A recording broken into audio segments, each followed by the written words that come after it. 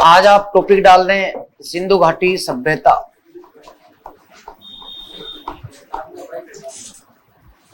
अपना पहला टॉपिक है। इससे पहले जो कुछ पढ़ा था वो हमारे सिलेबस का वो हिस्सा था जो परीक्षा में तो आता है लेकिन सिलेबस में मेंशन नहीं होता। जैसे हमारे देश के नाम क्या है, हमारे इतिहास पर भौगोलिक प्रभाव क्या है, वो सब बातें अपने हो चुकी हैं। सिंधु घाटी सभ्यता का नाम सुना है क्या कभी कभी? क्या है बताओ जरा, क्या क्या सुना? हमारे इतिहास की कहानी यदि भारतीय की शुरू करें एकदम जड़ से सुनना आप, तो जीरो लेवल से। वास्तविकता ये है कि अपन अब कंपटीशन के लिए जब पढ़ेंगे तो जो एमए के विद्यार्थी हैं हिस्ट्री से, उनकी भी वही दशा है जो कि बीएससी किया हुआ है, कोई साइंस से या मैथमेटिक्स से, सब बराबर है। क्योंकि मैं सच बता रहा हूं, हमारी एजुकेशन सिस्टम है ही ऐसा कि जो कुछ हम बीए तक या एमए तक पढ़ते हैं वो जीवन में कभी काम ही नहीं आता हमारे। ऐसा ही है सिस्टम, बस पास करने के लिए और डिग्री दिखाने के लिए कि क्या किया तुमने, आज ही एमए पास हूं बस। तो पहले क्या इनकी इज्जत होती थी सगाई करने में, आजकल नहीं। आजकल पहले यही प्रश्न होता था, लड़की वाले लड़के को देखने आते, बैठते, कहते बताओ कितनी पढ़े लिखे हो, तो वो 10वीं 12वीं बीए एमए, उससे उसकी क्वालिटी रैंक तय होती थी कि दहेज में उसको मोटरसाइकिल या साइकिल या फिर 1 रुपया या फिर कोई बड़ी गाड़ी या फॉर्च्यूनर क्या मिलेगी, ये तय होता था। आजकल मतलब ही नहीं। आजकल तो शेखावाटी, किसने बोला, इधर बोला शेखावाटी कहानी तो ये है कि एमए छोड़ो, पीएचडी है तो भी कोई बात नहीं, पीएचडी छोड़ो, सारी एजुकेशन उसके पास है तो भी कोई बात नहीं, नौकरी नहीं है ना सरकारी, तो उसकी सगाई नहीं होती सरकारी जवाई होना चाहिए तभी उसको जवाई बनाते हैं। ये शेखावाटी का नियम है साहब, वरना लड़की नहीं है उसके लिए। फिर कोई बिहार से, बंगाल से, एमपी से जुगाड़ ही करना पड़ता है। आजकल तो जुगाड़ राजस्थान में भी होने लग गया। उदयपुर में एक जाडोल तहसील है आदिवासियों की बिल्लू में, तो उनको 10 लाख से स्टार्ट करते हैं। लड़की सुंदर है तो 20 लाख मांग लेते हैं, और सुंदर है तो 50 लाख मांग लेते हैं। तो दहेज तो गया बाढ़ में। इसलिए झुंझुनू में शेखावाटी के लोग कहते हैं अपने लड़कों को कि छोरा नौकरी लाग जा, 50 लाख तो बही बच जाएगा आपने। बै कौन सा? ब्याकर वाला। हाँ बिल्कुल। तो खैर क्या कर सकते हैं, कितनी तकलीफ में आया है। नौकरी लग जाओ, कोई दिक्कत ही नहीं है। हाँ, जीना है तो नौकरी लगना होगा, वरना तो कुछ भी नहीं है। 50 लाख देकर के ब्याह करने की औकात होती नहीं आम इंसान की, और बिना ब्याह के कोई जिंदगी है नहीं, क्योंकि गांव में लोग निकलने नहीं देते। बोले देखिए ये गया एक तो किसी काम का नहीं है, मतलब इज्जत नहीं है। इसलिए आरएस बनना है, ये तो इज्जत वाली बात तो है ही है। अब तो जिंदगी जीने के लिए भी जरूरी है। सिंधु घाटी सभ्यता की बात करें तो पहले भारतीय जो इतिहास है दोस्तों, उस इतिहास को अंग्रेजों ने बनाया था। आज हम जो कुछ पढ़ रहे हैं ये हमारे द्वारा तय किया हुआ नहीं है। आज हम जो कुछ पढ़ रहे हैं वो सब अंग्रेजों का लिखा हुआ है। हमारी इतिहास की कहानी ऐसी है, हम भारतीयों का इतिहास बहुत अच्छा था। जैसे वैदिक काल की बात करें तो बहुत बढ़िया था, लेकिन उन्होंने वो जीवन जी लिया जो बढ़िया था। इसके बाद में क्या जीवन जिया था वो भूल गए। हमारे यहां इतिहास लेखन की परंपरा नहीं थी, इतिहास लेखन होता ही नहीं था, नहीं होता था। इसलिए हमें नहीं पता कि पहले हमने जीवन कैसे जिया। दुनिया में सबसे विकसित सभ्यता भारत की थी, लेकिन कहीं लिखा हुआ नहीं है। इसलिए विदेशी लोग कहते हैं कहां प्रमाण है तुम्हारे पास? नहीं है। तो हमारा इतिहास लेखन जो है वो हमने नहीं किया, वो अंग्रेजों ने किया। और तो और हिस्ट्री से कितने लोगों ने एमए कर रखा है फटाफट बता दूं? देखा पूछूंगा नहीं, एक। आप ईमानदार हो, है तो कहीं अंदर, लेकिन आपने हाथ खड़ा कर लिया। चलो बीएमई हिस्ट्री किन किन के सब्जेक्ट था फटाफट बता, हाथ खड़ा करो। 1 2 3 4 5 6 7 8 9 10 11 12। इधर उधर क्यों देख रहे हो? डर थोड़ी लग रहा है? शाबाश, वेरी गुड। कोई बात नहीं, मैं आपसे एक छोटा सा प्रश्न पूछना चाहता हूं इतिहास का, छोटा सा। भारतीय इतिहास में 3 पार्ट हैं। भारतीय इतिहास के 3 भाग हैं। उसमें पहला जो भाग है उसे हम प्राचीन भारत कहते हैं, पक्की बात है ना? ओके, प्राचीन भारत का इतिहास। मध्यकालीन जो भारत है दोस्तों, उसको मध्यकालीन भारत का इतिहास कहते हैं। और ये आधुनिक भारत का इतिहास, यही पढ़ा है ना आपने? नहीं पढ़ा हो तो बता दो। प्राचीन भारत का इतिहास, मध्यकालीन भारत का इतिहास, ये सबने सुना है। आपने भी सुना होगा, जिनकी हिस्ट्री नहीं थी उन्होंने भी सुना होगा। बस मैं तो पूछना इतिहास वालों से ये चाहता हूं कि ये प्राचीन भारत, मध्यकालीन भारत, आधुनिक भारत का ये जो बंटवारा किया गया, ये बंटवारा किस आधार पर किया गया? एक तो जैसे वो क्वेश्चन आया हुआ क्वेश्चन मैं पूछ रहा हूं, अपना ये क्वेश्चन यूपीएससी में आया था, यूएस में। वहां के कुछ एक क्वेश्चंस को अपन लेंगे तो आपको अंदाज लगेगा कि हमें यूपीएससी में किस लेवल की तैयारी करनी होती है। क्योंकि मैं लंबे समय से करीब करीब 5 साल से यूपीएससी को पढ़ा रहा हूं।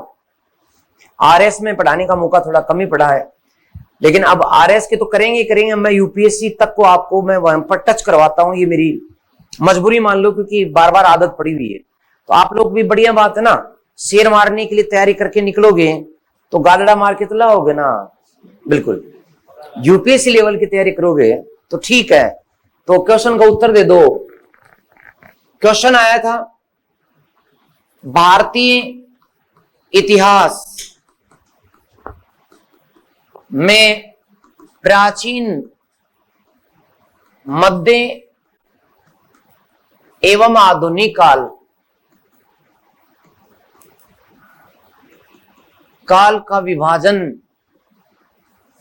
विभाजन का आधार है, किस आधार पर यह विभाजन किया गया?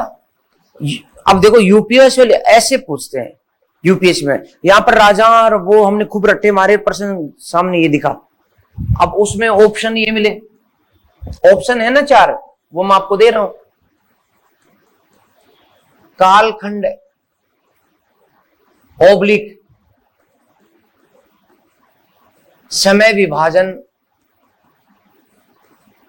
के आधार पर। यूपीएससी की विशेषता है कि एक ही शब्द को समझाने के लिए ओब्लिक लगाते हैं। बी, शासकों की विजय यात्रा के आधार पर। सी, सामाजिक परिवर्तन के आधार पर। डी,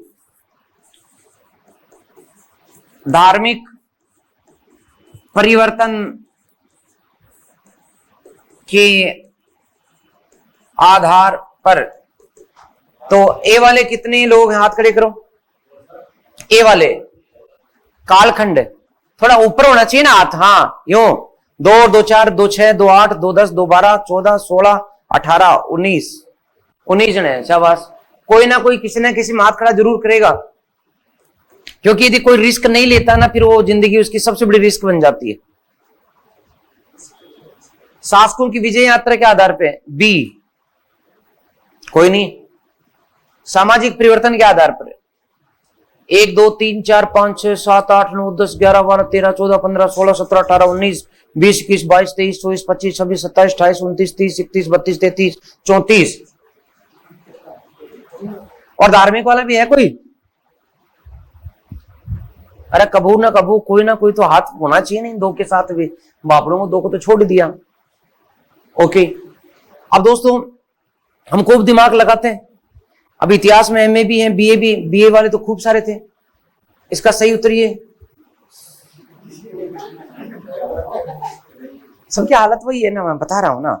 हमें इस हिसाब से यूनिवर्सिटी लेवल पर पढ़ाया नहीं जाता कि परीक्षा में 1 भी % ठीक कर सकें। जिन विद्यार्थियों की हिस्ट्री, पॉलिटी, ज्योग्राफी में, इकोनॉमिक्स के अंदर 60%, 70, 80, 90 या डिग्रियों, फर्स्ट क्लास डिग्रियां, टॉप पर विश्वविद्यालय के, वो भी बैठते हैं यूपीएससी की तैयारी में मेरे साथ। प्रश्न पूछते हैं, एक नहीं आता। मैं उन्हें कहता हूं राजस्थान विश्वविद्यालय के टॉप पर गोल्ड मेडलिस्ट, सर सर्टिफिकेट है, झूठ नहीं बोल रहा। मैंने कहा बेटा सर्टिफिकेट जो है सजाने के लिए है, अब नौकरी लगना है तो अब पढ़ाई दोबारा कर, जीरो मान करके हिस्ट्री को, जीरो मान के पॉलिटी को। आप कहोगे गुरुजी ये तो आप गलत बात कर रहे हैं, हमने तो आज तक ऐसा सोचा ही नहीं था। तो आपके सोचने से थोड़ी ना होता है, ये काम सोचने का यूपीएससी का, जिसमें वह कालखंड जिसमें हिंदू धर्म के शासक हुए उसे कहा गया प्राचीन भारत। वह कालखंड जिसमें मुस्लिम शासक हुए उसे कहा गया मध्यकालीन भारत, और जिसमें ईसाई शासक हुए उसे कहा गया आधुनिक भारत। इसलिए प्राचीन भारत 1192 तक चलता है और मध्यकालीन भारत 1192 से 1757 तक चलता है, और ये 1757 से लेकर वर्तमान तक या 1947 तक चलता है, जैसे आपके सिलेबस में। बोले तो तराइन की दूसरे युद्ध में जब मोहम्मद गोरी जीत जाता है, पृथ्वीराज चौहान हार जाता है, मुस्लिम सत्ता की स्थापना होती है। मध्यकाल से पहले हिंदू ही हिंदू, टोटल हिंदू, और वो प्राचीन भारत।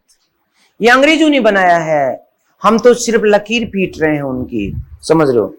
तो 1192 से 1757 वाले मुस्लिम काल है। 1757 में प्लासी का युद्ध होता है दोस्तों, और उसके अंदर जो अंग्रेज जीत जाते हैं, मुसलमान खत्म होने लग जाते हैं, बदल गए इतिहास। हमारे तो इतिहास का आधार भी धर्म है, क्योंकि अंग्रेजों ने हर लेवल पर धर्म के आधार पर विभाजन की कोशिश की थी, लेकिन आजादी के बाद भी कोई परिवर्तन नहीं हुआ है ना। यही लकीर पीट रहे, पीटते रहेंगे, क्योंकि हमारे भारत में जो कानून है ना, वो सारे के सारे कानून अंग्रेजों के बनाए हुए हैं। हर चीज उन्होंने मैनेज की है, वही चल रही है। बाकी हमारे यहाँ बातें बहुत होती है। कांग्रेस का शासन आता है तो वो बहुत बातें करती है, फिर बीजेपी का आता है तो वो कांग्रेस वालों की बहुत बुराई करते हैं। जैसे मोदी जी से बात करो आप, तो उनसे जब भी आप बात करो कि हमारे देश की अर्थव्यवस्था बिल्कुल खत्म हो रही है, वो भारत जो आज से 10 साल पहले दुनिया की तीसरी सबसे बड़ी अर्थव्यवस्था के रूप में स्थापित हो चुका था, आज वो इकोनॉमी के क्षेत्र में 9वें नंबर पर चला गया। हाल फिलहाल के वर्षों में बात नहीं करेंगे, वो कहेंगे कि हम पाकिस्तानियों को घुस कर मारेंगे मोदी जी, बस। मतलब वो ध्यान बटाने की कोशिश करते हैं बार बार। आप उनसे बात करो, वो कहेंगे कि ये हालात जो है इसके लिए 70 साल की कांग्रेस जिम्मेदार है, हम जो है सुधार कर रहे हैं। और जब कांग्रेस वाले आएंगे तो वो बात करेंगे, जबकि सच्चाई क्या है, चाहे कांग्रेस है चाहे बीजेपी है, अंग्रेजों का शासन आज भी चल रहा है और वही सिस्टम चल रहा है। कोई बदलने की कोशिश नहीं करता, पता ही नहीं इनको बदलना क्या है। काश आप जैसे लोग राजनीति में आएंगे तब थोड़ा बहुत बदलाव होगा। तो एक एक करके मैं चीजों को लूंगा, अपनी ये सब बात करेंगे। अंग्रेजों का शासन स्टार्ट हो गया था, पहले उनके शासन में बंगाल, बिहार और उड़ीसा उनके नियंत्रण में आए थे। शासन हुआ बंगाल, बिहार, उड़ीसा का मतलब आजकल का आधा भारत उनके नियंत्रण में आ गया था। कैसे? इसमें बंगाल में दोस्तों उस जमाने में क्या क्या शामिल था वो मैं बता देता हूं। उसमें बांग्लादेश जो था वो भारत में था और वो बंगाल में आता था। बंगाल के अंदर असम भी शामिल था, अलग प्रांत नहीं था। अरुणाचल प्रदेश भी शामिल था, मणिपुर भी शामिल था और नागालैंड भी शामिल था, मिजोरम और मेघालय, त्रिपुरा और त्रिपुरा, इनके अलग अलग नाम थे, इनको एक ही नाम से जानते थे, बंगाल। और उस बंगाल में आजकल का जो पश्चिमी बंगाल नाम से भारत का जो राज्य है वो भी उसी में था। 1905 में लॉर्ड कर्जन ने ये विभाजन किया था, बंगाल का भंग किया था, बंग भंग, ये विभाजन लॉर्ड कर्जन 1905 16 अक्टूबर। उससे पहले ये बंगाल था। तो बंगाल कोई एक प्रांत थोड़ी ना था, बंगाल तो कई देश थे। आज भी उस प्राचीन बंगाल में बांग्लादेश एक तो देश बना हुआ है और 7, 8 और 9 राज्य। फिर बिहार, आज का बिहार ही थोड़ी ना था, बिहार के साथ साथ आजकल का झारखंड भी बिहार में शामिल था। तो ये वास्तव में नाम आप किताब में पढ़ोगे उस जमाने के, प्लासी बक्सर में तो बंगाल, बिहार, उड़ीसा 3 नाम मिलेंगे, लेकिन उस समय की कल्पना करना 3 नाम का मतलब क्या? आधा देश, हमारे हिंदुस्तान का आधा देश उनके नियंत्रण में था। इन्होंने नियंत्रण में करने के बाद में दोस्तों भारतीय प्रशासन अपने हाथ में लिया।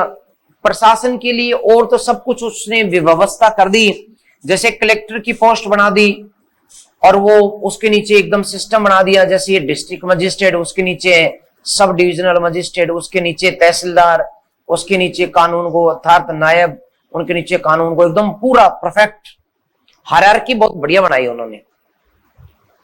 लेकिन उनके साथ अंग्रेजों के साथ पंगा कहां हुआ, समस्या कहां आई?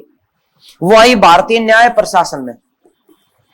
भारतीयों में लड़ाई झगड़े जो होंगे यार, ये तो देखो सभी जगह होते हैं, भारत में तो फिर भी कम होते हैं।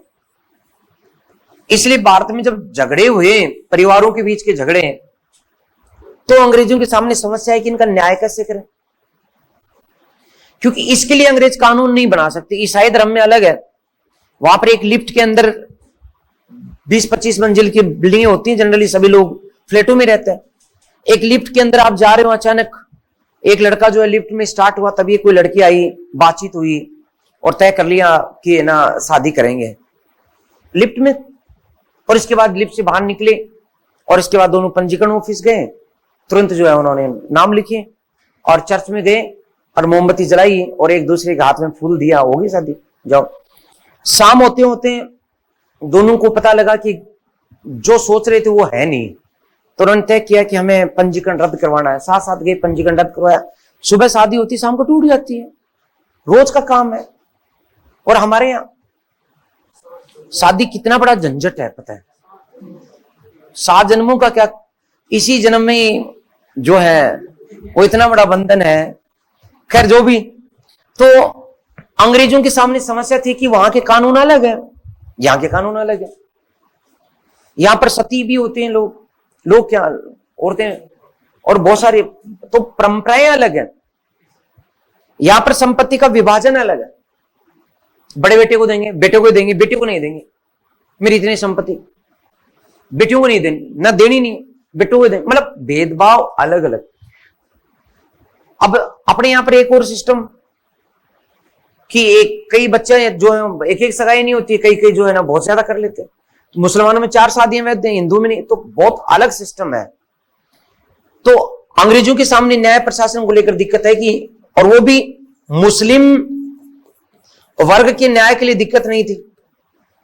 मुस्लिम समाज न्याय प्रशासन में विकसित था, विकसित है और विकसित रहेगा, क्योंकि वहां पर शुरुआत में मोहम्मद साहब ने एक पोस्ट बना दी थी काजी की, ये न्यायाधीश होता था। एक पोस्ट बना दी थी मुफ्ती की, मुफ्ती ये वकील होता था, ये न्यायाधीश, ये वकील है।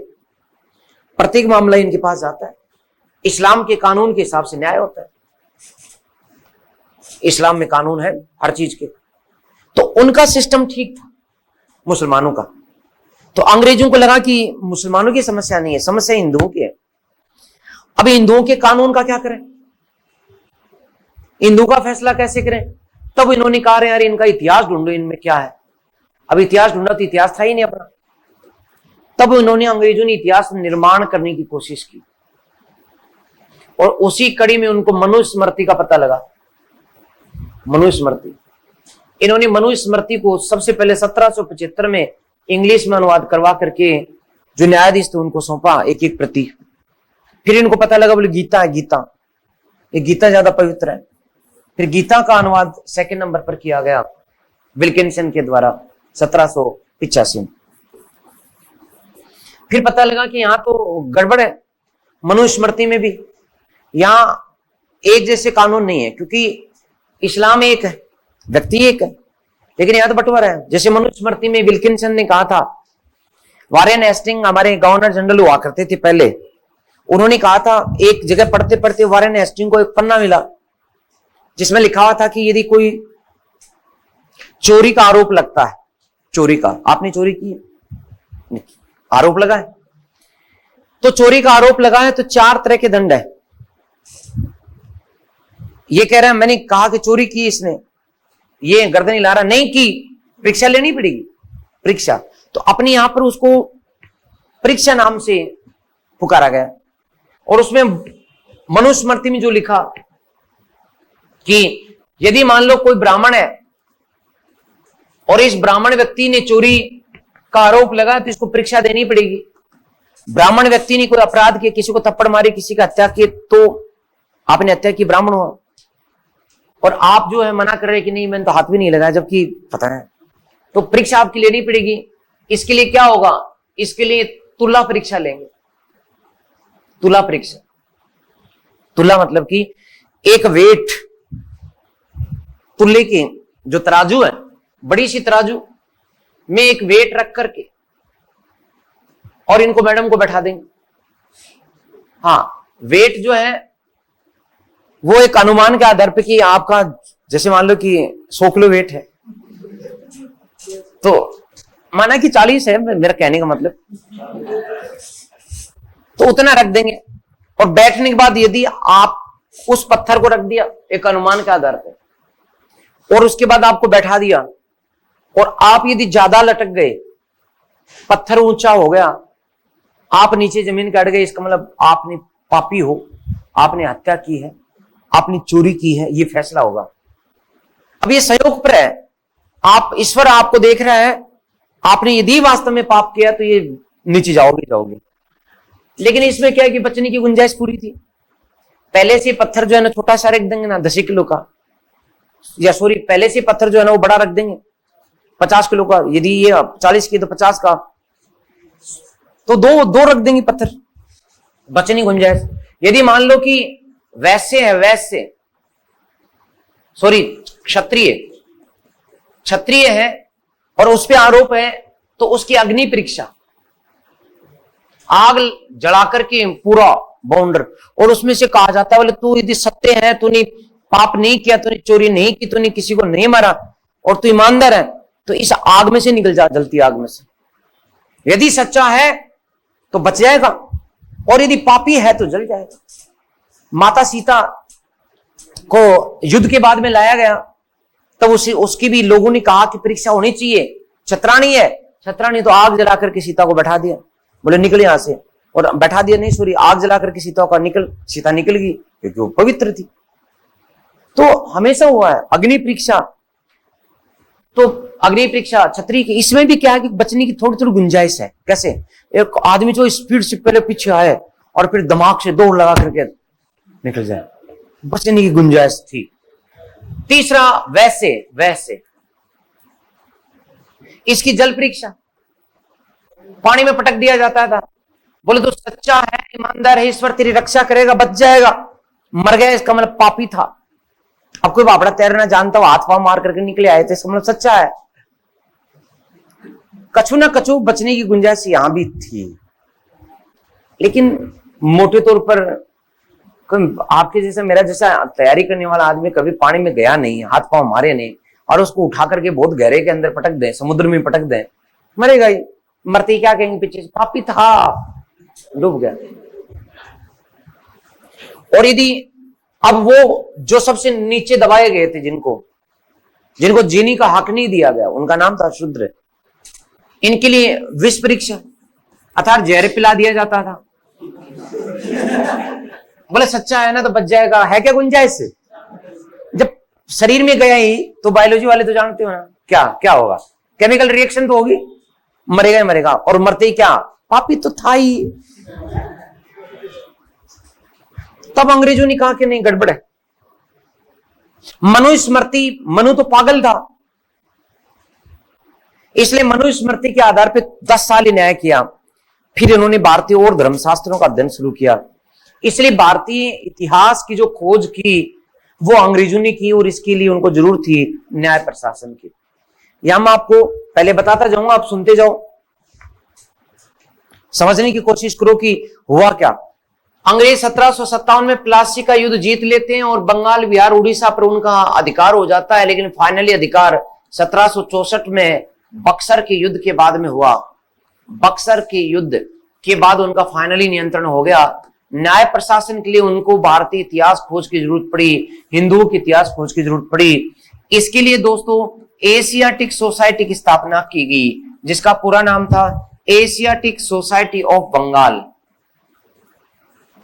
ऑफ बंगाल, ये इसका पूरा नाम था दोस्तों। और इस एशियाटिक सोसाइटी ऑफ बंगाल में की स्थापना 1784 में की गई थी और इस संस्था के संस्थापक जो थे उनका नाम था सर विलियम, देखिए कि कोई बोल ही दे तो आगे बोल दो, सर विलियम पैट्रिक नहीं बेटा, जोन्स। तो सर विलियम जोन्स, इन्होंने 1784 में कलकत्ता में ये संस्था स्थापित की। किस संस्था की स्थापना की? Asiatic Society of Bengal. इसका कार्य क्या था बता दो, ये पूछे हुए क्वेश्चन से आरएस में खूब दमादम आए, क्योंकि भारतीय इतिहास का काम करना था, इसलिए इसका काम जब पूछ लेंगे तो अपन क्या बताएंगे दोस्तों? मध्य और सेंट्रल एशिया, मध्य एवं सेंट्रल एशिया, या इसको सॉरी सेंट्रल तो मध्य में आ गया, दक्षिणी एशिया यानी साउथ एंड सेंट्रल एशिया, मैं मध्य और सेंट्रल दोनों बोल रहा हूं। तो मध्य एवं दक्षिण एशिया के इतिहास की खोज करना ये इसका कार्य था। अंग्रेजों ने इसके लिए प्रयास भी किया। एक व्यक्ति थे इस एशियाटिक सोसाइटी ऑफ बंगाल, उस व्यक्ति का नाम था चार्ल्स मैसन। चार्ल्स मैसन नाम सुना है कभी? चार्ल्स मैसन थोड़ा 1826 में इन्होंने इस संस्था के अंदर कार्य करते हुए सबसे पहले लाहौर गए हुए थे। हड़प्पा टीले को सबसे पहले देखने वाले थे चार्ल्स मैसन। लेकिन इससे पहले मैं कुछ बातें और बता दूं। इसी संस्था के एक सदस्य जिनका नाम था जेम्स मिल। क्या नाम था दोस्तों? इस मिल का नाम तो पॉलिटिकल में जरूर सुना होगा, मिल और बेंथम, कोई बात नहीं। अरे मैं उस पॉलिटी की बात कर रहा हूं जो कभी बीए में पढ़ी थी। अच्छा 1 वीक सीरीज पढ़ी थी, तो सब एक ही होते थे। वाह ठीक। तो इस जेम्स मिल ने दोस्तों सबसे पहले भारतीय इतिहास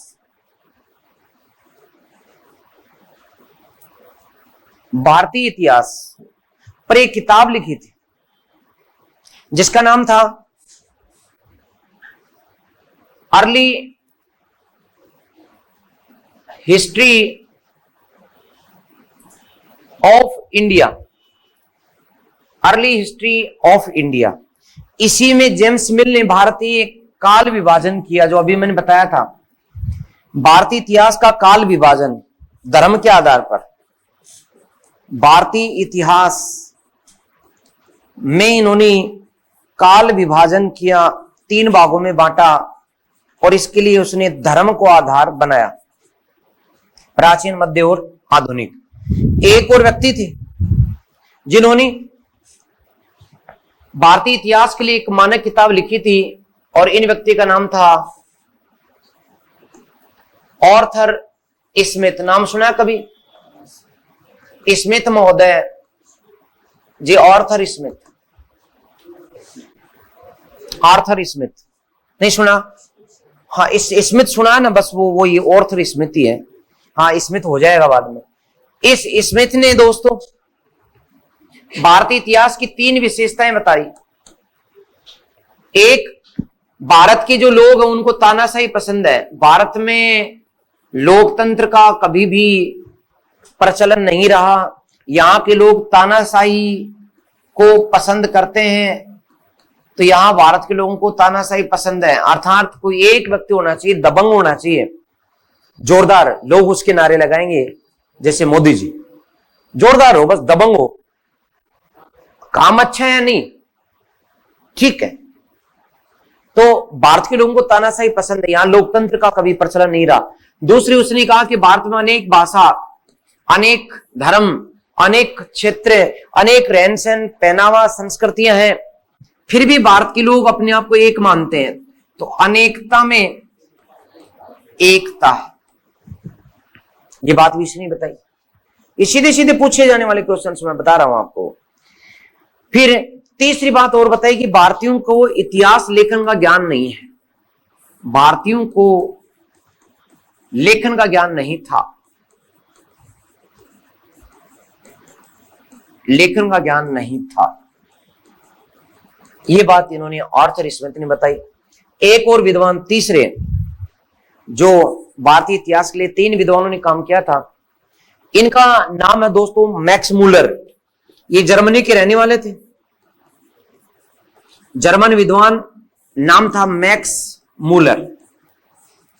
मैक्स मूलर जब भारतीय इतिहास की खोज कर रहे थे तब ये खुद भी थे, और इनको बड़ा आश्चर्य हुआ जब धीरे धीरे पता चीजें खुलती चली गई कि ये जो आज भारत में लोग रह रहे हैं ये वास्तव में भारत के नहीं है, ये तो आर्यन है। भारतीय सभ्यता को आर्यों ने बसाया।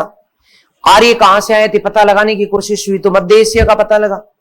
फिर यूरोपियन लोग कहां से आए तो पता लगा मध्य एशिया। फिर पता लगा कि आर्यन ही यूरोपियन है और आर्यन ही भारतीय है। इसका मतलब भारतीय और यूरोपियन लोग कभी एक साथ रहते थे, एक ही कबीले के लोग। फिर धीरे धीरे पता लगा कि इनकी मूल भाषा संस्कृत। फिर पता लगा कि संस्कृत तो सब भाषाओं की जननी है, यूरोप की सारी भाषाएं संस्कृत से निकली। और इन्होंने धीरे धीरे इतना गहन अध्ययन किया कि संस्कृत की प्राचीनता को सिद्ध कर दिया। यूरोप में सबसे ज्यादा जो शुद्ध आर्यन है वो जर्मन लोग हैं। जर्मन भाषा संस्कृत से बहुत ज्यादा मिलती है। उदाहरण के तौर पर मैक्स मूलर ने बताया कि जैसे संस्कृत में पिता को पितृ कहते हैं। पितृ का मतलब क्या होता है? पिता। तो पिता अर्थात उसे पितृ। माता को क्या कहते हैं? मातृ, मातृ। और भाई को क्या कहते हैं? भ्राता नहीं, भ्रातृ, भ्रातृ। अंग्रेजी में थोड़े बहुत फेरबदल के बाद आज भी पितृ को फादर, पितृ फादर, मातृ मदर, भ्रातृ ब्रदर। रूपांतरण हुआ थोड़ा, लेकिन जर्मन भाषा में तो बिल्कुल नहीं है। जर्मन भाषा तो बहुत ज्यादा संस्कृत के करीब है। इसलिए दुनिया के सबसे ज्यादा विश्वविद्यालय जो संस्कृत के लिए हैं आज भी जर्मनी में, क्योंकि जर्मन लोग इस बात पर बड़ा गर्व महसूस करते हैं कि हाँ, हम शुद्ध जर्मन है, शुद्ध आर्यन है, और हमारे जैसे आर्यन भारतीय भी। दूसरा विश्व युद्ध और प्रथम विश्व युद्ध लड़ने वाला एकमात्र देश था जर्मनी। पूरी दुनिया को नचाता था उंगलियों पर जर्मनी। वो तो दूसरे विश्व युद्ध में हिटलर जो था वो कुछ गलतियों की वजह से मारा गया। तो उसको एक प्रेमिका थी जिसके धोखे के कारण वो खत्म हो गया, वरना तो उसने पूरी दुनिया को जीत लिया था। और उसकी ताकत 10% खर्च हुई थी हिटलर की। इतनी ताकत थी उसके पास में। उसने इतने विमान बना लिए थे कि उसके विमानों के द्वारा अचानक अटैक होता था, अचानक देश पर जीत लिया जाता। ये जो इंग्लैंड है, ये जो फ्रांस है, फ्रांस तो 14 दिन में उसने पूरा जीत लिया। इतनी पावरफुल था हिटलर, लेकिन वो अपनी गलती से मारा गया। तो दोस्तों जर्मन विद्वान जो था मैक्स मूलर, इसको बड़ा कॉन्फिडेंस आया कि यार आखिर भारतीय जो है ना हमारे पुराने भाई हैं, और ये संस्कृत इनकी अपनी भाषा की मूल है। तो जर्मनी वालों को ऐसा लगा कि हमने हमारा प्राचीन घर ढूंढ लिया, हमारे प्राचीन भाषा का पता लग गया, हमारे बिछड़े पुराने भाइयों का पता लग गया। तो भारत बहुत ज्यादा आए ये लोग। और इन्हीं में से एक मैक्स मूलर, जिसने भारतीय वेद, पुराण, उपनिषद एवं स्मृतियों को लिखने का काम इंग्लिश में इन्होंने किया। दुनिया भर की भाषाओं में, जर्मन भाषाओं में लिखने का काम किया। विश्वसनीय खोज की। ताड़पत्रों पर पत्ते सड़े गले होते थे, उनको लेकर अपनी टीम के साथ में वो जो कुछ लिखा हुआ है उसे वैसा का वैसा जो है लोहे की प्लेटों पर और ऐसे प्लास्टिक के कागजों पर उकेरा करते थे। कोई कागज बिल्कुल, कोई ताड़पत्र जो है जिसमें वेद लिखे हुए हैं और बिल्कुल खत्म होने वाला है कि उठा भी नहीं सकते, उठाते टूटेगा, उनको वहीं के वहीं मोम को पिघला करके उन पर रखा जाता था कि जो उभरा हुआ हिस्सा है मोम पर आए और वो जो लेखन है वो बर्बाद नहीं हो। उन्होंने कहा कि एक एक शब्द जो है दुर्लभ शब्द है, पूरा विश्व युगों युगों तक इस शब्द से वंचित हो जाएगा, क्योंकि वेद जो है त्रिकालदर्शी है। तो इस प्रकार से उसने बहुत कोशिश की भारतीय खोए हुए प्राचीन साहित्य को, जिसको भारतीय भूल गए थे, उसे उसने उकेरा, उसे बनाया और अपने टीम के साथ में उसको व्यवस्थित रूप से दोबारा लिखा। संस्कृत में भी लिखा, अंग्रेजी में भी लिखा और जर्मन भाषा में लिखा। इसके लिए इसने 50 जिल्द, जिल्द का मतलब दोस्तों सीरीज, सीरीज एक पार्ट 1, पार्ट 2, पार्ट 3, 50 पार्टों में इसने the sacred book of east के नाम से प्रकाशित किया। The sacred book of east के नाम से प्रकाशित किया। तो ये था दोस्तों अंग्रेजों का भारतीय इतिहास का निर्माण। इसी कड़ी में अब अपन चार्ल्स मैसन पर सिंधु घाटी सभ्यता में जब चले जाएंगे तो कहानी वहां से शुरू करेंगे। आज आप सिंधु घाटी सभ्यता में लिखना शुरू करें। हेडिंग डाल दो पहले सिंधु घाटी सभ्यता, और एक बार देना रजिस्टर।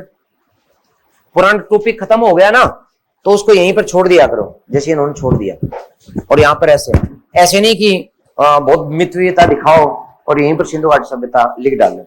कोशिश तो ये करो, यहाँ खत्म हो गया तो एक पेज ये भी छोड़ दो, छोड़ करके यहां से शुरू करो, क्योंकि भविष्य में जब अपन क्वेश्चन आंसर सोल्व करेंगे आईएएस के, आरएस के, उस समय मैं और किसी न किसी टॉपिक की और व्याख्या करके आपको समझाऊंगा।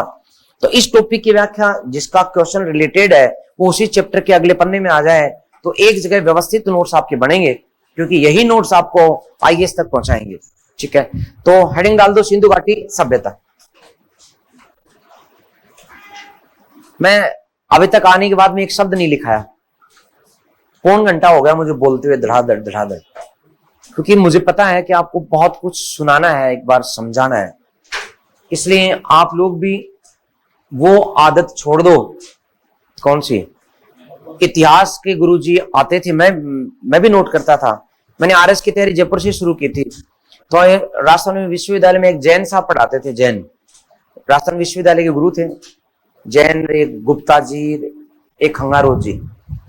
तो मैंने उनसे पढ़ने की कोशिश की तो गुरुजी आए और फिर आराम से जो है खड़े हुए और फिर बोलना शुरू किया।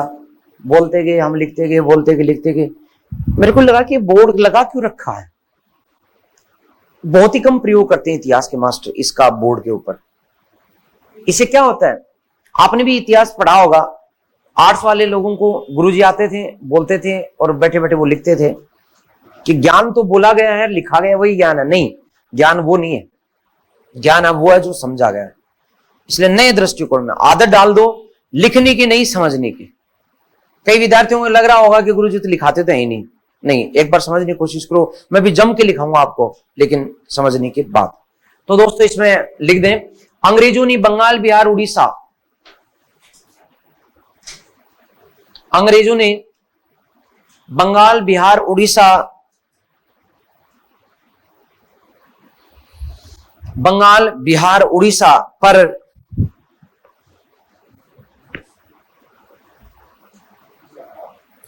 अंग्रेजों ने बंगाल, बिहार, उड़ीसा पर 1757 के प्लासी के युद्ध, 1757 के प्लासी के युद्ध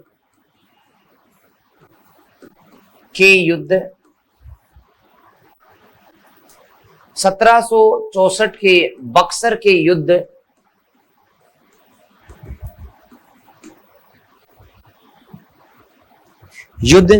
के बाद नियंत्रण किया।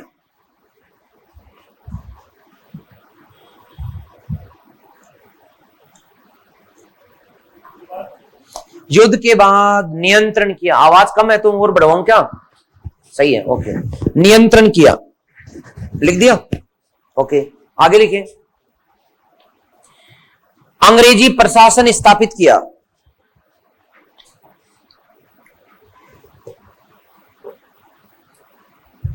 अंग्रेजी प्रशासन स्थापित किया।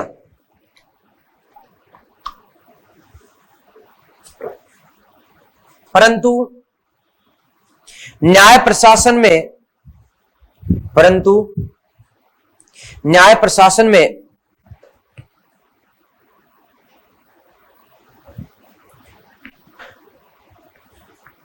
हिंदू कानूनों के लिए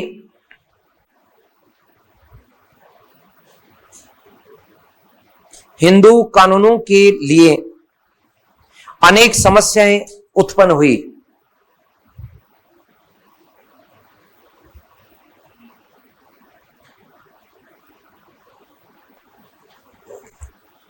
अनेक समस्याएं उत्पन्न हुई।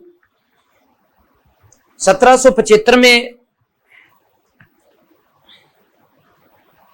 1775 में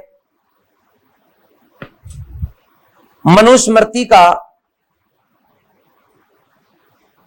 अंग्रेजी में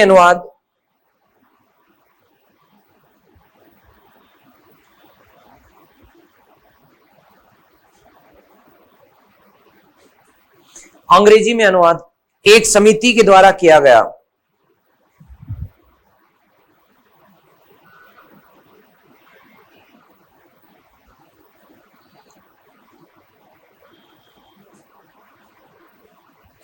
एक समिति के द्वारा किया गया। आगे लिखिए। 1784 में भारतीय इतिहास की खोज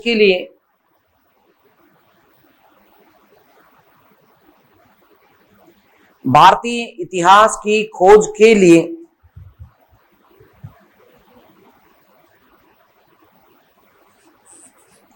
Asiatic Society of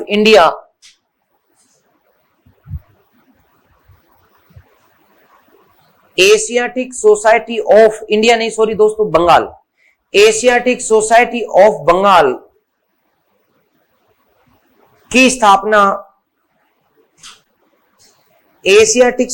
of Bengal की स्थापना सर विलियम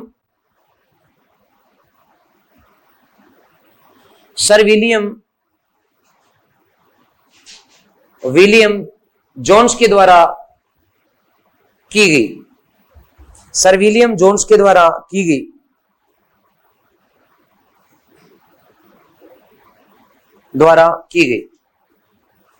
आगे लिखें। इसका उद्देश्य मध्य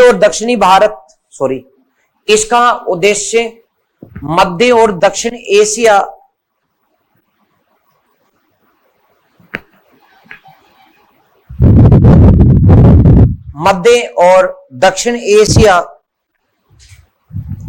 के इतिहास की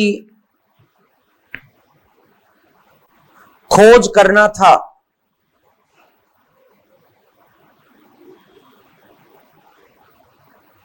खोज करना था।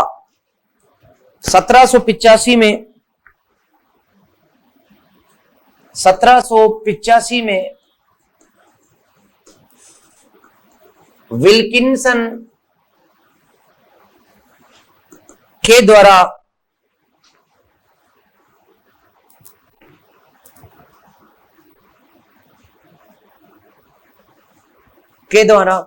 भगवत गीता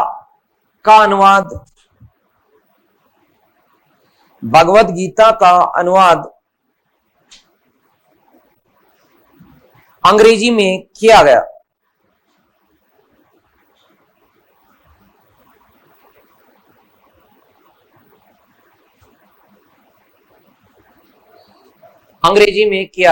आगे लिखिए।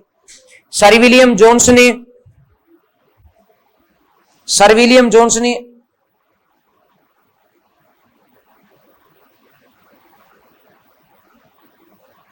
भारतीय इतिहास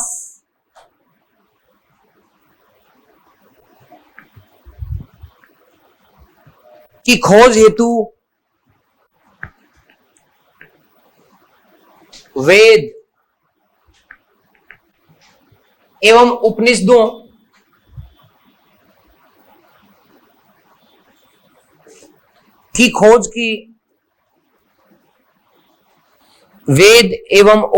की खोज की। इनकी पांडुलिपियां खोजी।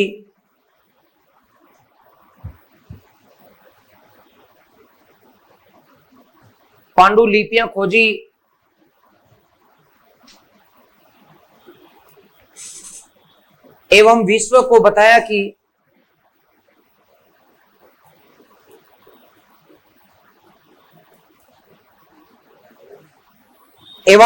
को बताया कि वैदिक सभ्यता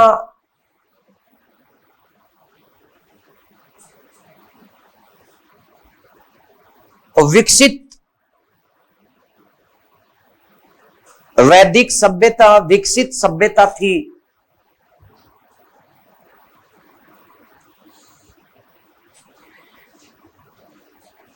आगे लिखिए, जेम्स मिल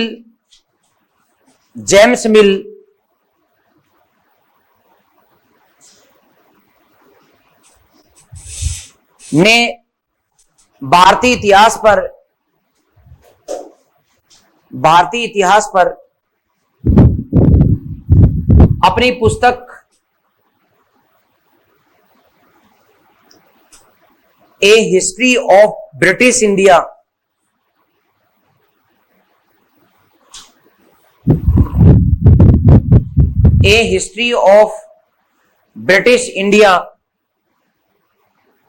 लिखी, जिसमें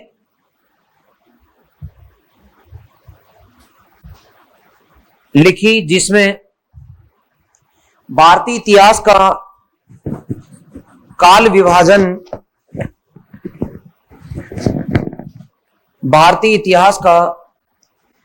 विभाजन,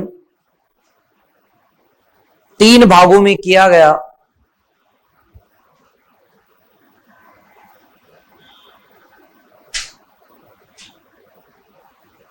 शासकों के धर्म के आधार पर, लिखते जाओ, शासकों के धर्म के आधार पर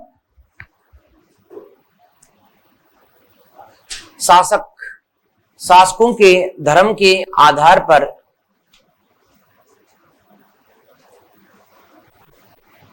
यह विभाजन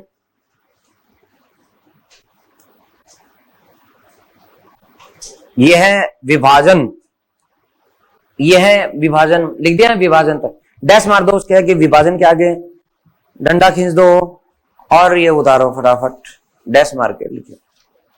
तीन भाग, तो प्राचीन कहां, मध्यकाल कहां, फटाफट।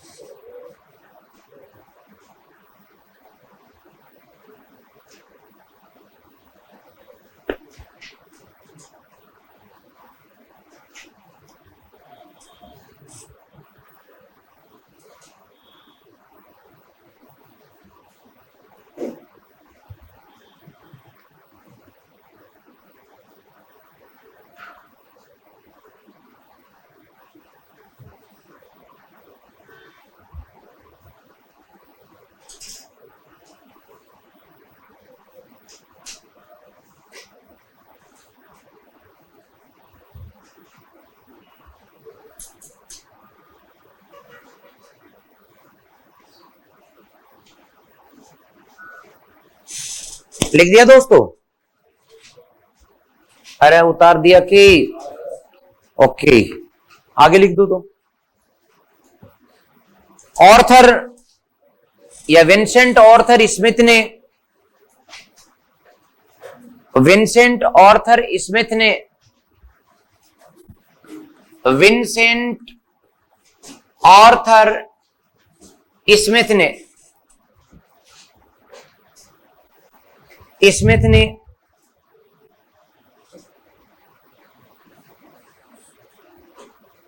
भारतीय इतिहास पर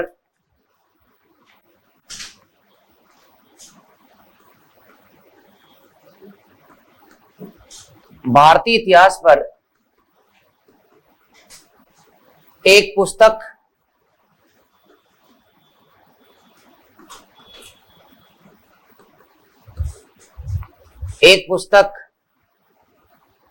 अर्ली हिस्ट्री ऑफ इंडिया लिखी।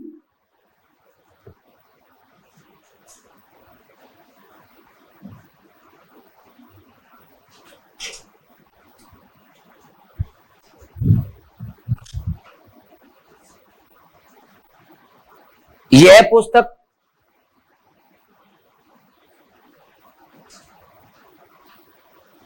प्रथम मानक पुस्तक बनी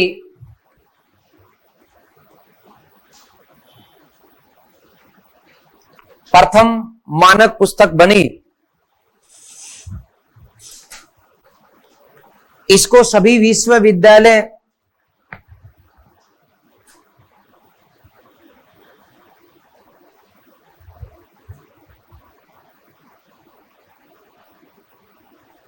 में मानक माना गया।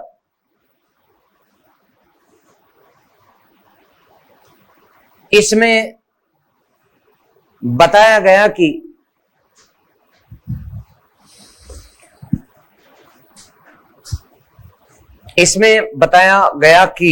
तीनों बातें बताया गया कि नंबर 1, भारतीयों को तानाशाही शासन पसंद है। भारतीयों को तानाशाही शासन पसंद है।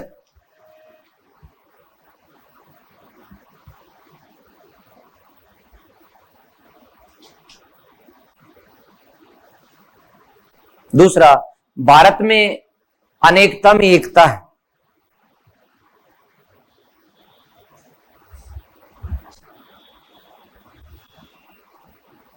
तीसरा, भारतीयों को लेखन का ज्ञान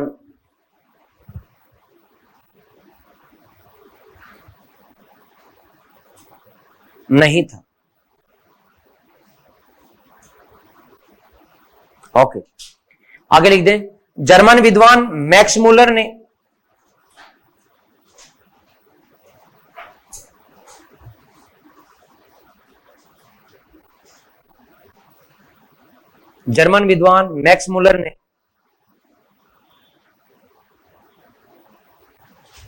प्राचीन भारतीय साहित्य की खोज करनी,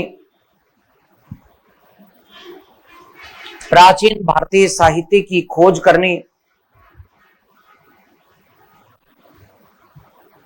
करनी हेतु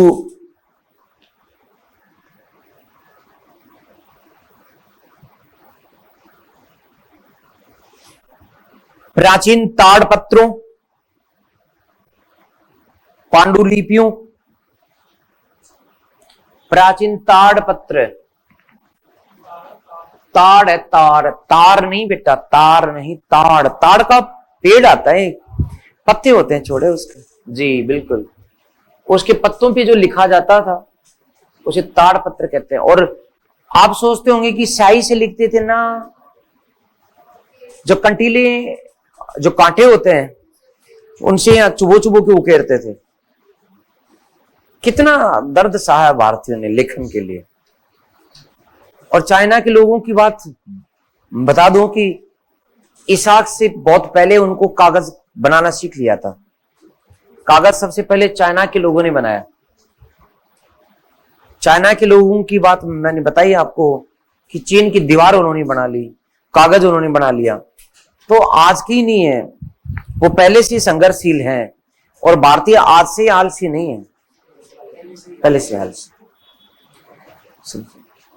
चलो, तो ताड़पत्रों, पांडुलिपियों होती है जैसे मूल, जैसे आप कोई गुरु हो, कोई नया विचार है आपके, आपने कोई खोज की, शरीर फाड़ा अपने 5-7 साथियों का, आपको पता लग गया कि मानव शरीर क्या होता है। जैसे मैं ये बात बता रहा हूं चार्वाक की, चरक की, सुश्रुत की। जैसे अपना एक डॉक्टर हुआ था सुश्रुत, बहुत बड़ा वैद्य है। ये क्या, मानव की मृत्यु के बाद उसके शरीर को खोलता था, फिर उसको जोड़ता था और कोशिश करता था कि क्या मैं मरे हुए व्यक्ति को जिंदा कर सकता हूं। बताते हैं कि कनिष्क के काल में इसको ये सफलता मिल गई थी, लेकिन फिर कनिष्क के कुछ विरोधी लोगों ने इसको जहर देके स्वयं को मार दिया। इसने जो किताब लिखी थी अपनी ज्ञान पर, उसको कहते हैं सुश्रुत संहिता। अब ये किताब इन्होंने कागज पर नहीं लिखी, पांडुलिपि लिखी, यानी लकड़ी की पट्टी का, लकड़ी की इतनी बड़ी बड़ी पट्टिकाएं बनवा करके फिर उन पर मोर के पंख से स्याही से लिखते थे, या फिर ताड़ पत्रों पर कोई कंटीले उसे चुभो चुभो के लिखते थे। वो जो मूल रूप में लिखा गया उसको पांडुलिपि बोलते हैं। उसकी नकल 50 हो सकती है, वो पांडुलिपि नहीं। पांडुलिपि मूल लेखक द्वारा लिखा गया मूल ग्रंथ जो होता है उसे पांडुलिपि कहते हैं। अंग्रेजी में क्या कहते हैं उसे आप बता दो, मुझे पता नहीं है, मेरा अच्छा जो भी है मुझे ध्यान नहीं है। तो अब आप समझ चुके हैं कि पांडुलिपि क्या है। तो पांडुलिपियों का संरक्षण किया, हाँ जी, पहले ताड़पत्र फिर पांडुलिपि, पांडुलिपियों का, लिपि की जगह लिपियों का संरक्षण किया, संरक्षण किया। 50 जिल्द में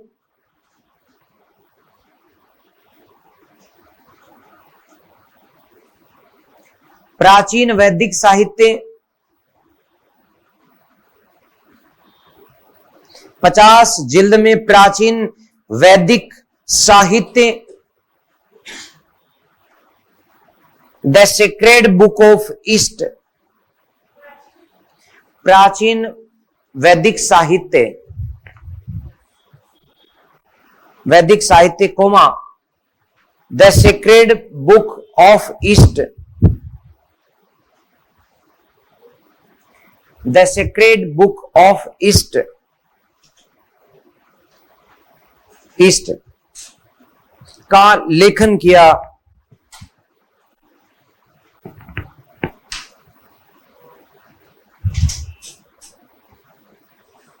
तो 50 किताबें लिखी उसने भारतीय साहित्य पर।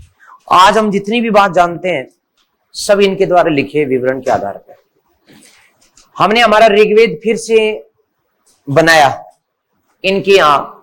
आज जो हम ऋग्वेद आप संस्कृत भाषा में जो देखते हैं वो इनकी द्वारा तैयार किया गया है, जिसको आज हम प्रिंटिंग में खूब नकल मरती है, उसकी प्रिंटिंग प्रेस में खूब प्रतियां निकलती हैं।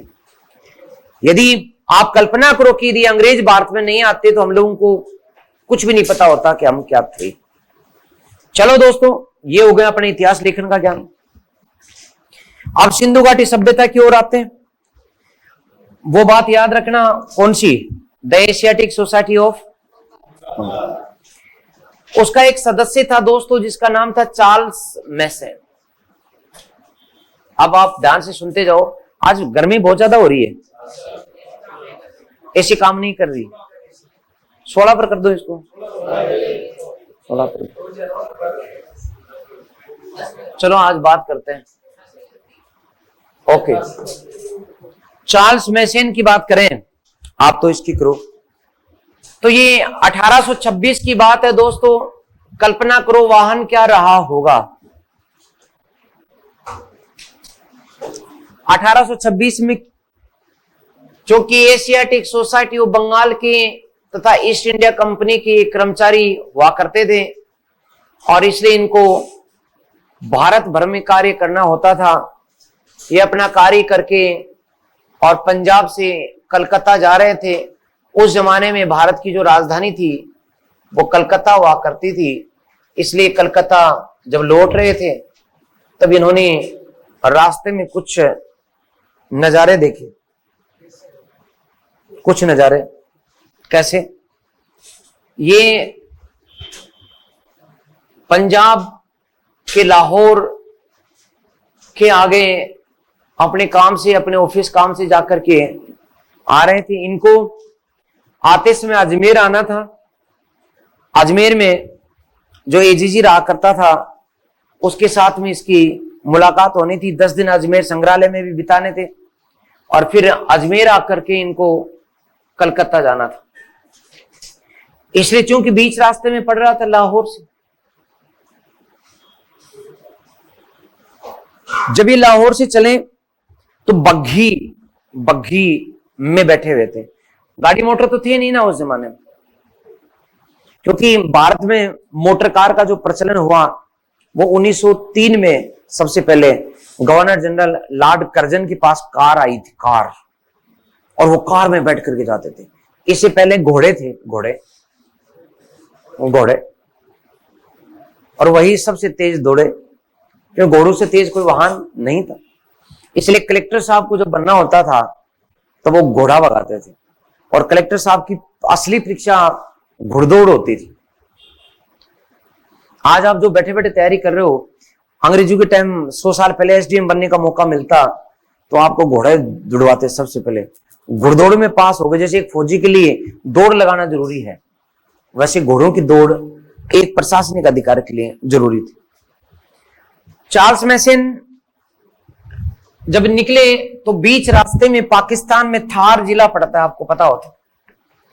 पाकिस्तान में यहां थार जिला है और वहां तक थार का मरुस्थल का विस्तार है।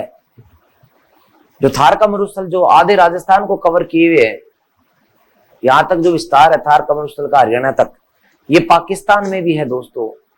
यहां तक ये यहां मरुस्थल है थार का। आधा मरुस्थल लगभग भारत में, आधा लगभग पाकिस्तान में। पाकिस्तान में हिस्सा थोड़ा है क्योंकि उन्होंने सिंधु नदी से नहरें निकाल दी, मरुस्थल कम हो गया।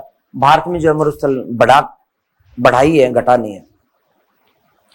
तो मरुस्थल में जब आए हुए थे तो ये मरुस्थल के टीलों को देख रहे थे, शानदार टीले। टीलों का आकार लगभग ऐसा दूर तक जो है धरती इन दोहरों से पटी हुई थी। बारिश थोड़ी देर पहले होकर के रुकी थी, इसलिए ये जो टीले थे शीतलता दे रहे थे। बारिश होने के बाद में आप जानते हैं बहुत तेज ठंडक पैदा होती है दोहरों में। एक बार गर्मी अच्छी बारिश हो जाए 2-3 बार, इसके बाद में ठंडक, तो ठंडक के बीच से, उन दोहरों के बीच से बग्घी जो चलती है घोड़ों से, उसमें बैठे हुए थे और कच्चे रास्ते से इनके घोड़े निकल रहे थे। जो कोचवान था, जो बग्घे को चला रहा था, तभी इनकी जो निगाह थी इन ऐसे टीलों के बीच से निकलती हुई इनकी बग्घी, ये रास्ता कच्चा रास्ता, तभी इनकी निगाह एक ऐसे टीले पर पड़ी जो असामान्य रूप से ऐसे खड़ा था। इनको देख करके आज तक किसने ऐसा टीला देखा नहीं था। तब उनको लगा कि यार ये टीला कैसे हो सकता है। उसने कोचवानों को कहा कि तू उस टीले की साइड में ले बग्घी को। ये इसके पास पहुंचे, जाकर के इसको देखा तो इनको लगा कि रेत ही रेत है। हाथ देकर के नीचे से देखा रेत है। ये रेत ऐसी खड़ी कैसी हो गई? ये तो पहाड़ होना चाहिए था। पत्थर की तरह रेत में खड़े होने का गुण कहां से आ गया? बारिश भी हो रही है, बारिश होने के बाद में रेत बहकर के नीचे क्यों नहीं आ रही? ये खड़ी कैसे है रेत? इनका दिमाग खराब। एशियाटिक सोसाइटी ऑफ बंगाल की सदस्य थी, इतिहास खोज करने का कार्य ये भी कर रहे थे। इनको पता लग गया इस बात का कि जरूर इस रेत के खड़े होने के पीछे कोई ना कोई मजबूत सहारा है अंदर, और किसी न किसी मजबूत सॉलिड ठोस रचना कोई अंदर दबी हुई है, और उस रचना के ठोस किसी मीनारों के, इमारतों के सहारे जो है ये टीला बना हुआ है।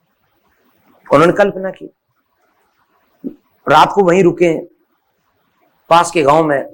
सुबह कई अंग्रेज अधिकारी थे, कई भारतीयों को बुलाया और कहा कि खुदाई करो। खुदाई उन्होंने इस तरफ से करवाई जिधर से मिट्टी उड़ उड़ करके जा रही थी। तो उन्होंने जब खुदाई करवाई तो थोड़ी खुदाई के बाद ही ईंटें निकलने लग गई। अनुमान सही निकला कि कुछ तो है जो दबा हुआ, कुछ तो है खास। इसलिए सबसे पहले सिंधु घाटी सभ्यता के बारे में विवरण देने वाले, उसकी खोज करने वाला व्यक्ति नंबर 1 कोई है, उसका नाम है चार्ल्स मैसन, और वो समय 1826। तो 1826 में ये खोज किसने की थी? चार्ल्स मैसन ने की थी। ओके, इन्होंने यहां के सामान्य टीले में कुछ प्राचीन सभ्यता दबी होने की बात कही कि कोई प्राचीन सभ्यता है जो दबी हुई है। तो ये थी खोज नंबर 1। वक्त गुजरता गया, इनकी इस रिपोर्ट पर ध्यान नहीं दिया गया क्योंकि वक्त की तकाजे पर जब ये कलकत्ता पहुंचे तब तक इनको आवश्यक कार्य से लंदन जाना पड़ा। इनकी परिवार वालों ने इनको लंदन बुलाया था, कलकत्ता से लंदन पहुंचे और फिर ये वापस भारत नहीं आ सके, क्योंकि सारे यूरोपियन लोग थे, ये अंग्रेज थे। दोस्तों, इसके बाद दूसरा व्यक्ति यहां आया, उस समय जो एशियाटिक सोसाइटी का प्रभारी था, और उसका नाम था अलेक्जेंडर। नाम सुना कभी? Cunningham Alexander. तो या अलेक्जेंडर कनिंघम, ये बड़े ऑफिसर्स थे और एशियाटिक सोसाइटी की ये उस जमाने में अध्यक्ष भी थे, प्रेसिडेंट की पोस्ट पर एशियाटिक सोसाइटी इतिहास खोज का काम ये कर रहे थे। भारत में सबसे बड़े पुरातत्ववेत्ता के रूप में इतिहास खोज के लिए कार्य करते थे और बहुत पढ़े लिखे व्यक्ति थे। कभी ये ब्रिटेन में पुरातत्ववेत्ता रहे थे, इसलिए भारत सरकार ने रिक्वेस्ट करके इनको बुलाया था, इसलिए इनके हर नखरे को पूरा किया जाता। जब भी कोई बात बोलते इन्हें तुरंत उसकी व्यवस्था करके दी जाती, जैसे कि भाई खुदाई के लिए मुझे आदमी चाहिए, खोद लो, अनुमति की जरूरत नहीं हुआ करती थी। 1853 में ये आते हैं और उस प्राचीन रिपोर्ट को पढ़ते हैं जो चार्ल्स मैसे ने लिख करके कलकत्ता में छोड़ रखी थी। उस रिपोर्ट का अध्ययन करने के बाद में ये लाहौर आए, और जो लाहौर के पास में जो रावी नदी से थोड़ा दूर जो टीला था, उस टीले को इसके पास गए और इस टीले का इन्होंने निरीक्षण किया, उसे देखा और यहाँ के लोगों को कहा कि यहाँ पर कौन है, ये टीला खड़ा क्यों है, अंदर जो ईंटें निकली वो ईंटें किसकी है। लेकिन लोगों को ज्यादा जानकारी नहीं थी। इन्होंने बारीकी से सर्वेक्षण किया, निरीक्षण किया, तो कई चीजें इनको मिलती चली गई। इनमें एक वृषभ वाली मोहर, वृषभ की जो मोहर थी वो भी मिली। यहां इन्होंने अनेक घरेलू वस्तुएं भी प्राप्त की, और ये सब प्राप्त करने के बाद इनका अनुमान निकला कि इतनी अच्छी मैन्युफैक्चरिंग की हुई है, कुछ अक्षर भी ऊपर लिखे हुए हैं। भारतीयों को तो लिपि का ज्ञान था ही नहीं, और ये जो अक्षर हैं ये जरूर किसी विदेशी आक्रमणकारी के रहे होंगे। तो इनकी जो बुद्धि थी सही दिशा की ओर नहीं जाने के बजाय गलत दिशा में चली गई। इन्होंने शुरुआत में मान लिया कि भारतीय लोग तो ऐसा कुछ कर नहीं सकते, जरूर इस मार्ग से कोई विदेशी आक्रमणकारी आया होगा, और उसी के कारण ये चीजें यहां पर पीछे छूट गई। जब इसने पता लगाया तो पता लगा कि हाँ, सिकंदर आया था यूरोप से, यूनान से, सिकंदर महान, बोले पक्का हो यही है। तो इन्होंने इनको विदेशी वस्तुएं बताकर, यूरोपियन वस्तुएं बता करके और अपनी जांच बंद कर दी। बहुत बड़े आदमी थे, लेकिन एक बार किसी की सोच गलत दिशा में चली जाए तो फिर उसी एंगल में वो चीजों को देखने की कोशिश करता है। जैसे मैंने सबसे पहले कोई चश्मा लगा रखा है लाल रंग का, किसी वस्तु को देखा और वो वस्तु मुझे लाल लाल दिखाई दी, तो इसके बाद मैं उसको हमेशा लाल रूप में देखने की कोशिश करता हूं कि ये चीज तो मूलतः लाल थी, ये आज सफेद कैसे हुई, आज ये अलग कलर की कैसे हुई। इन्होंने उसको उसी अंदाज में देखा कि जरूर विदेशी है, भूल हो चुकी थी, इसलिए चीजों को पकड़ नहीं पाए। जमाना बदला दोस्तों, और इसके बाद में रेलवे लाइन बिछाने का काम स्टार्ट हुआ।